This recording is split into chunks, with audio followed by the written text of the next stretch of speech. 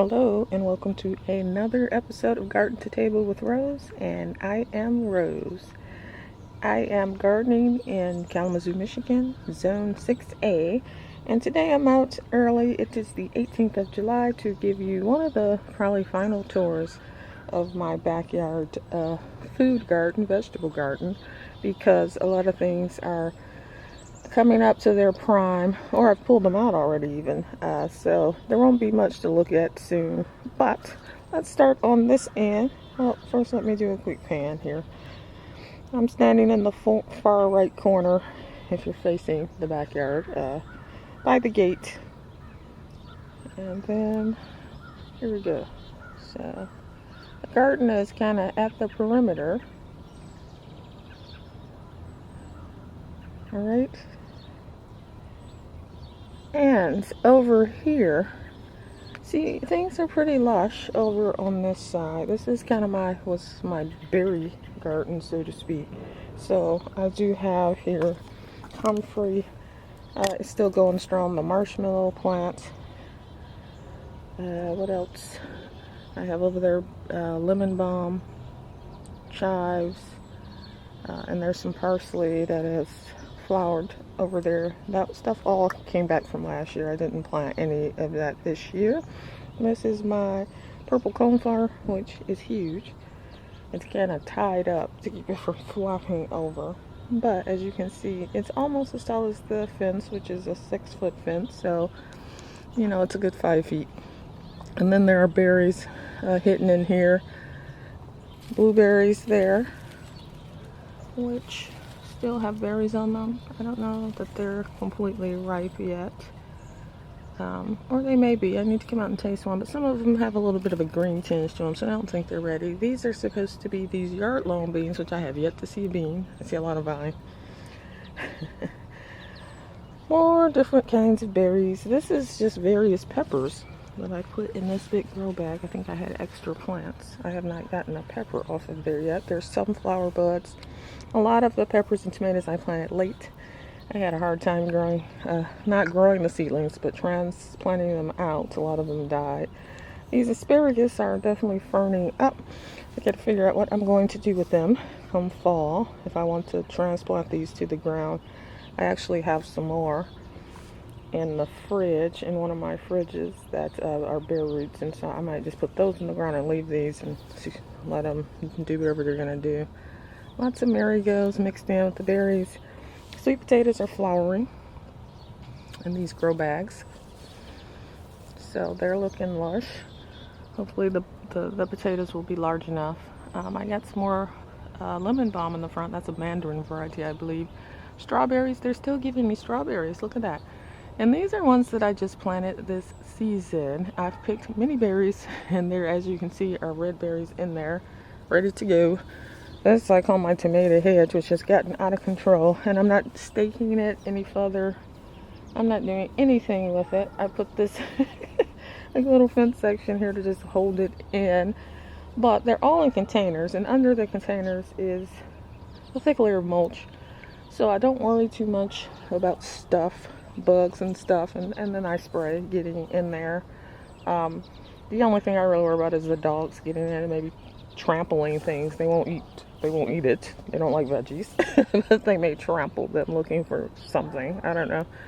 And then these are all huckleberries. They grew prolifically. I tried to grow them last year. I got nothing. But this year I put them in these tubs and they seem to love it. Let me see if I can find some that are darker.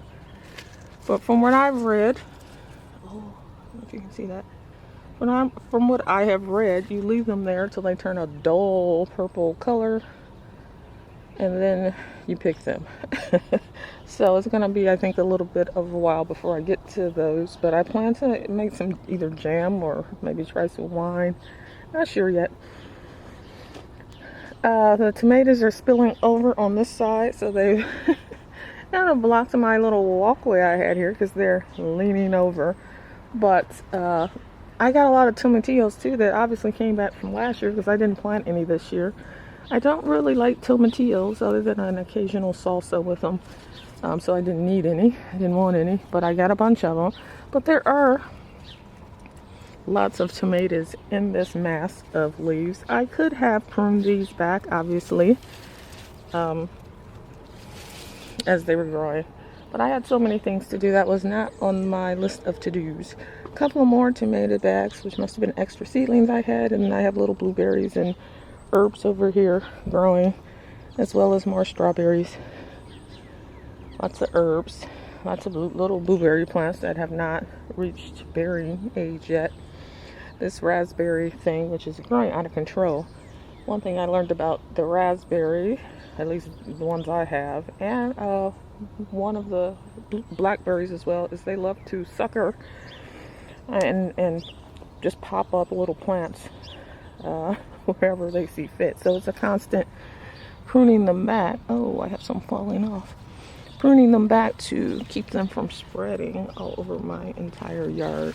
Now, I just planted these last year, so only this fruit's on old wood, or second year wood, so only 1 or 2 branches out of all of this is actually fruiting. The rest of this is all new growth, which means next year I should have a plentiful harvest. Now this is my main vegetable bed, I guess you could say. There are big tomatoes here. Those tubs are mostly cocktail and cherry tomatoes. There may be some Romans over there, but these are the larger slicing types of tomatoes. I do plant a couple of those just because occasionally I do like to throw a tomato on a burger or something like that.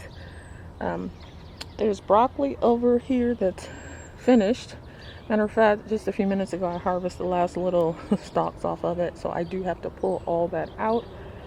I was surprised that a lot of my brassicas have survived here well into the summer, as hot as it's been, because they're a cool weather crop. And then some of them have been shaded by all of that squash back there, all of that winter squash, and so it was kept out of direct sun. But I am going to pull those out. These I thought were all cauliflower, but apparently there's some leafy greens, maybe some collard greens in here too, because I'm not getting any bulbs. I'm getting lots of leaves, so I'm going to harvest some of that. I can only freeze so many greens and pull those out.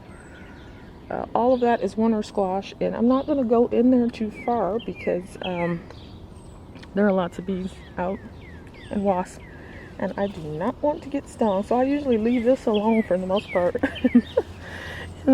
in the prime season when it's flowering. But let's see if you can see. There's one back there. I like these little white ones that are kind of shaped like an acorn squash. They're called, one is a baked potato and one is a mashed potato. And they are delicious. They literally taste like a baked potato or a mashed potato. So there are several of those in there. I can't find them all. And then back in the back, I have more different kinds of winter squash. I'm sure there's what do you call the orange one? I can't think of it. Butternut? Because that is one of my favorites. And there's cabbage back there. Those big heads. It's gigantic. So I need to take that out, harvest that.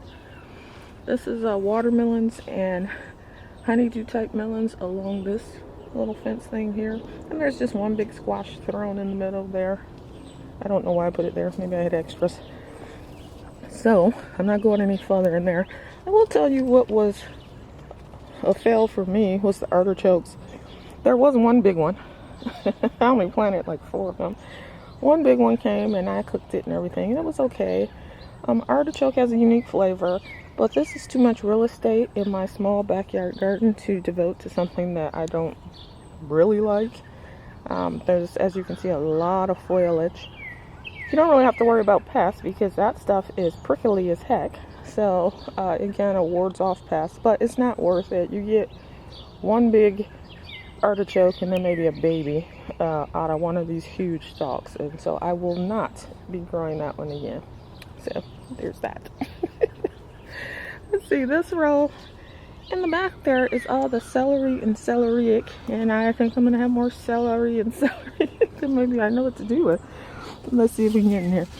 Celeriac I love. It's a root vegetable, and you peel it, and I dice it up like I would turnips or rutabagas or any of those things and roast them.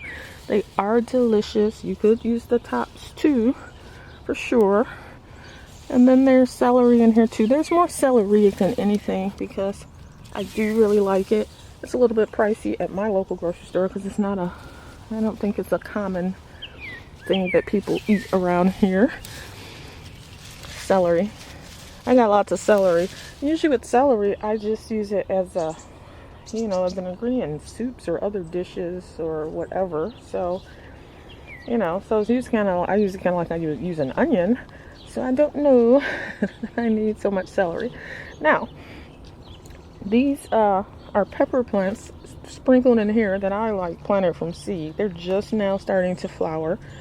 If they give me something, I'll be happy. But I needed something to put in between the onions so that weeds wouldn't keep growing. I do get a lot of the little clover, which I don't mind that as much. Here's some right here. It's easy to pull that out and it grows really slow. But there are some other things that popped up back here that didn't even know what they were. I thought it was a pepper plant or a flower, and it was like, I use my little app, it's Deadly Nightshade, and not the eggplant kind of nightshade, Deadly Nightshade. So there's some strange stuff back here that I came and pulled out and chopped up before it, you know, tried to set seed or something. The onions, they are coming to an end. They're still green though. I want to kind of wait till they start to turn brown before I pull them out. But a lot of red onions. I think a lot of these are an Italian variety. They look beautiful. This is a lavender plant, sensational lavender that I threw in there. The leeks, they don't seem to really be bulbing up like I would like, but they're still pretty green, so I'm not gonna worry about it. I'm gonna let them do their thing for the rest of the season. My asparagus yard long bean, I had some on both sides. I think some critters got to ones on the other side, so I pulled them up because they were looking raggedy. And this one has finally flowered. It took forever for this thing to flower. It's climbing up this trellis. So I'm just curious to see how long the beans, green beans, are supposed to get on that one. I can't remember what was here, but it got pulled out for sure, so its time was up. And what's left is just a zinnia and a couple little eggplants, I think, and my potatoes, this whole row. Now you can see it's turned yellow and it's flopped over, which is the first step, but it's still not ready. They really need to die all the way back. At least that's what I'm going to do, because one method is to, when they get yellow, to pull them out and send them somewhere and let them cure. Another method is to leave them until the tops die down, and then add 2 weeks to that so that they cure in the ground, and then pull them up. So that's what I'm planning to do. So we're still waiting for potatoes, but I'm very excited. That's probably one of my favorite crops to grow and to harvest. Potatoes, onions, garlic, if I could get it to grow. The summer squash, of course, prolific, everyone's is. So I didn't pull the whole plant out because I don't mind getting 1 or 2 more, but I pulled off most of the leaves, so it's going to be a challenge for it to grow as fast. There's a wasp all over this thing right now, so I'm not going down there. But my eggplant, which I've struggled with, and something was eating, and they looked like they were going to die. I only planted 2 or 3 plants, but I finally got, this is a white variety of eggplant. I finally got a couple of babies on this white one. I haven't seen any other ones yet. I'm sure I planted a green one as well, and maybe one purple one, but yeah. And then behind, I'm not going in that row, behind the summer squash and the eggplants are peppers. Bell peppers and some hot peppers mixed in, and they're looking great. I don't really like pulling my bell peppers until they start to turn colors. You know, they start off green. If you leave them, usually they will turn various shades of red, orange in there. I do have a purple variety that I could harvest. That there's a couple there, but I'm waiting on them to turn red. They just seem to be sweeter to me when they're red. My fennel, which is right in front of this gigantic sunflower. I want to show you that sunflower, but let me see how I can not disturb the wasps if it's possible. And get, no, I can't go through there, but This sunflower is 7 foot tall, I'm pretty sure. And there's another one way down there that's catching up with it. So anyway, in front of that sunflower is fennel bulbs. And I had this leafy top, all this fern-like top, which was lush and beautiful. The bulbs were not bulbing up. So I don't know if it's the fertilizer or it was the wrong type, too much nitrogen, whatever. I cut the tops back just to like a couple of feet. And my hope is that that stimulates the roots to start growing, the bulb part. I'm hoping. But we'll see. I didn't have good luck with fennel last year either, and I really like it. I tried to grow it last year and I got a bunch of tops and no bulbs. There are a couple of, looks like collard greens way in the back there. And then by this fence, there's, like I said, a very narrow row, I said in a previous video, and there's lots of herbs there. And there's lots of pom-pom dahlias. Most of that row is pom-pom dahlias, which a lot of greenery, but no flowers yet. Alright, let's get out of here. I wanted this to be 15 minutes. I'm talking too much. Okay, so my berries and grapes, I went in. It took me a whole day to prune and what I needed to prune.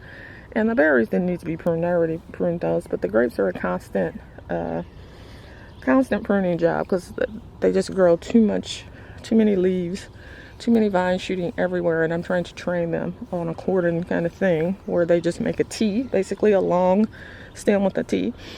A lot of these are ready, the boysenberries, and let me tell you, these are good. They're like really sweet, and I initially wanted to make jam, but there's not enough.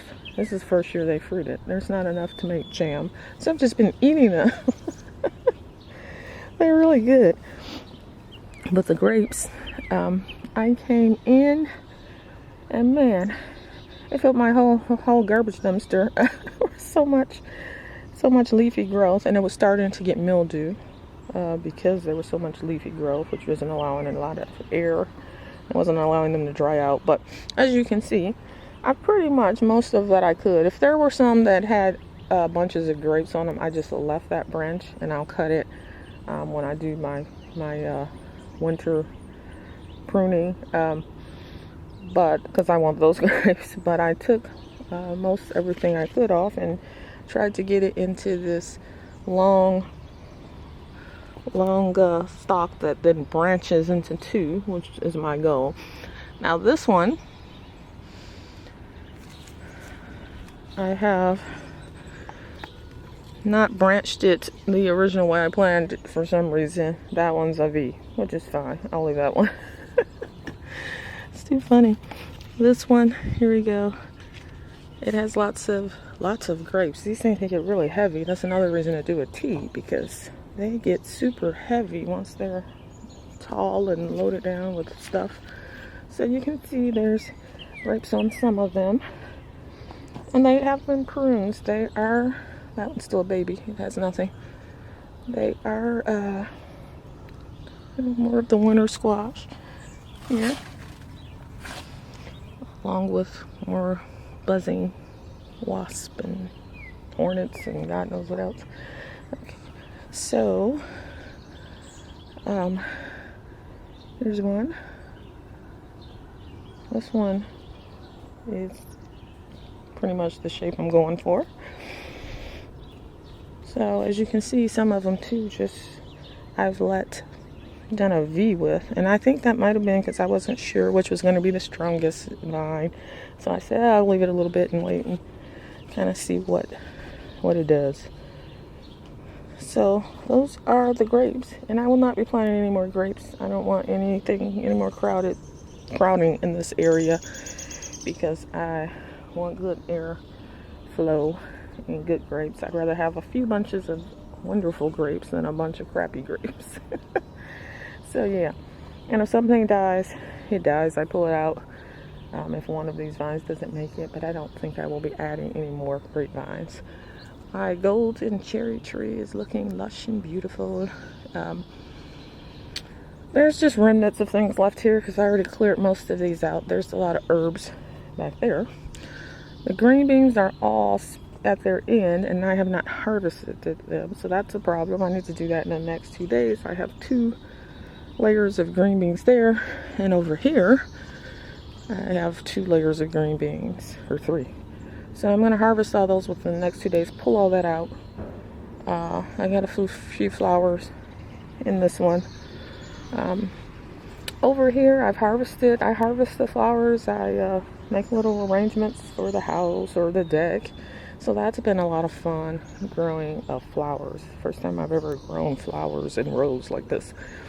I really enjoyed it. Some of them I obviously won't grow again because it wasn't worth the land mass to produce them. Some of them are just so pretty. I wouldn't cut them because they're kind of hard to arrange in a vase, like these poppies, which poppies are beautiful. Look at that. And the leaves are like paper thin, or even translucent, not paper thin, but yeah, kind of translucent. They're beautiful, but as you can see, they kind of these wiggly stems, thin stems, so that's not one I would cut. But there have been some beauties. The stock was pretty, but I don't think I will grow that again. It wasn't a showy enough bloom for me. The snapdragons were beautiful. I didn't get a lot of them to come up, but they were beautiful, so I'll probably try those. The statice, people love it, I suppose. It dries well. I dried some, and it does maintain a vibrant color, but I don't think I'll grow that. I just don't find that one that appealing. I finally got hollyhocks to grow. First time ever. Look at that. I can't believe it.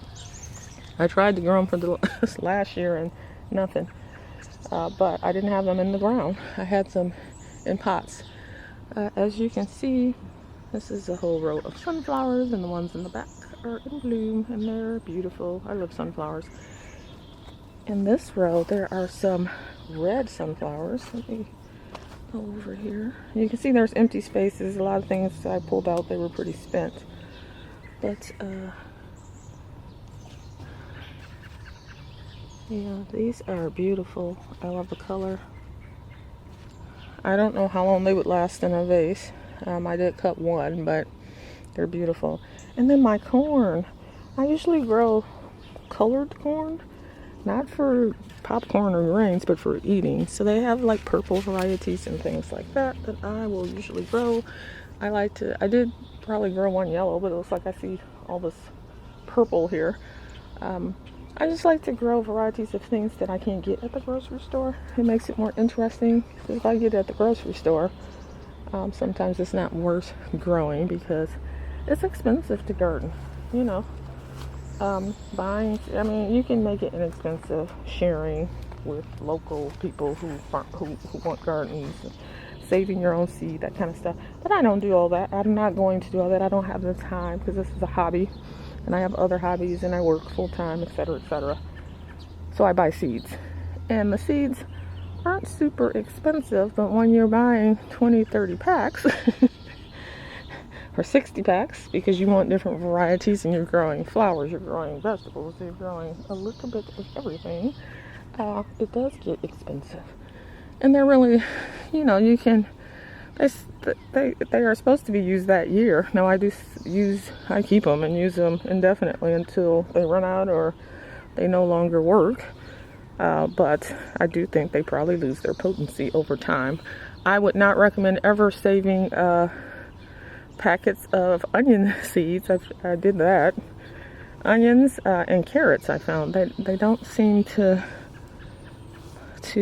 like to be kept for years and then planted. So I always now buy my onion seeds fresh, and my carrots as well. That seems to work better for me. These little pots have a bunch of herbs and flowers kind of sprinkled in. This nasturtium, I really like this one. It's like a yellow, I can't remember the name. Yeti, maybe? But it was pretty. I am not sure what this was. I think this might have been one of my herbs, and it flowered and everything. It's pretty. This is the hyssop anise, I do believe.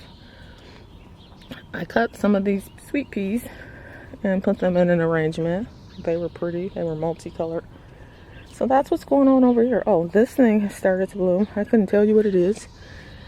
I know I planted it from seed, whatever it is, but it is blooming and it's pretty and it's a big bushy thing. I like this. So I got to bring my little camera app out and figure out what it is. My phone app that identifies plants, so I can grow that again next year. This, not sure what this is either, but that I planted from seed and it's pretty. I really like the heads, the little flower heads, seed heads on it. I thought this was Cosmos, but this does not look like Cosmos. This looks like a Amy or something like that. So it's big and bushy. I like it. I like annuals that get big and bushy for the landscape because it just takes up real estate. And given that I have new gardens, you know, I'm trying to fill it in, make it look lush, and to ward off weeds. And so for the first year or two, I'm relying a lot on annuals to do that until the perennials get established. So I planted a couple of things that came in the mail months late. Euphorbia bonfire, there's a couple of those here. I got a free St. John's wort. I threw that in there. I still have many roses over here. And of course my figs. This is a lilac, I do believe. Yeah, lilac sensation. So I think that might be, I don't know if that's the purple one or a white one. I know I ordered purple and whites. Oh, I got some little seedlings over there going. Zinnia, which isn't growing. I don't know what the problem is, and I've fertilized it and everything. This zinnia, I've cut off of it. It has some beautiful pink. Most of them were bigger than this. This is a tiny one, but beautiful pink blooms on that. The figs are doing well. The peonies over in this area are doing well. My row of my row of hydrangeas. Oh, now my shadow's in the way. It's doing well. And this is Limelight Prime. And these boards are to keep my dogs from digging there in case they were to decide to dig. I don't want them to damage these things until they, you know, I'll remove the boards year 2 because by then they'll be strong enough, big enough where they can withstand the dogs. The dogs don't like dig up plants and stuff like that. What they do is they dig for little critters because they can smell them or something. And so if they smell it in that spot, they start digging, but they're not going after the plants. They're going after the critters. All right, and all my fruit trees, they're doing good. They're lush. You know, these in the back took longer to wake up and sprout and do all their thing because you don't get as much sun with the fence. Okay, so final thing. My arborvitae are coming. I found a good deal online. I think they're baby ones, but I think I got them for $5 a piece or $6 a piece.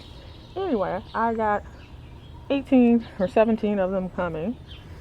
And my idea is that this little section here, which I have tarped off because this was all mulch. Well, it started off rocks when I got the house, but then I added mulch, and I don't know what I'm going to do with that area, but I tarped it off to get the weeds down, keep them down, and I'm going to do either put mulch there or something. I don't think I'll grow stuff there, but I think I will fill it in with dark mulch within the next 2 seasons. But I also want to build like a hedge around, coming around here up to kind of this area. So the hedge will like provide some privacy, and it'll be a pretty green thing to look at over here instead of looking at, this is where I keep all my obviously equipment, big equipment, wheelbarrows and the dog's pool and compost. All my compost tumblers are here. So this is that area. So it'll kind of cover that area too. Now I got some that are slow growing. I can't remember the variety, but they're slow growing and they stay very skinny, like a skinny, narrow upright habit. So I'm just gonna measure out and kind of plant those 3 feet apart. And then I'm going to do the same thing on the other side by my garage. Still waiting on these potatoes to die back so I can harvest those, the same as the ones in the ground. They're yellow though, so they're on their way. The kohlrabi, I've harvested a couple. It's delicious. I think I did harvest one or two, and oh man, they were so good. I roasted them. Delicious. I love kohlrabi. I'll be planting more for my fall succession. This pepper plant has a couple of flowers. Something got in here and ate off of one of them. Probably a bunny. My nemesis on the deck. I usually plant herbs in these boxes. So I got some that looks like marjoram or oregano, and some thyme, and some violas in the middle. And this is lavage, which I had never had. It's kind of like parsley, but it tastes better as flavor. I like that a lot. I'm going to grow that again. It's very fickle with the weather though. It likes a certain weather. It doesn't like being too wet. It seems it's fickle, which is probably why you don't see it at the local grocery store. But lavage, it's very good. Chives, which came back from last year. Let's see.